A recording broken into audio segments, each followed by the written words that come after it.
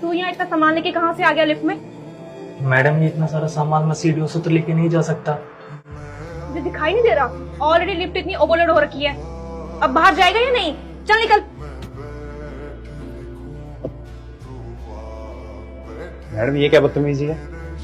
आपको दिखाई नहीं दे रहा मैं बदतमीजी कर रही हूँ या वो बदतमीजी कर रहा है? मैडम आपसे पहले वो आया लिफ्ट में। मैं क्या करूँ अगर वो पहले आया था तो?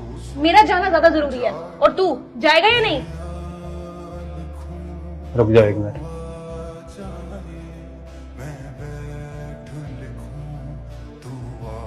ये लो, मैं सीढ़ी से चला जाता हूँ। धन्यवाद साहब।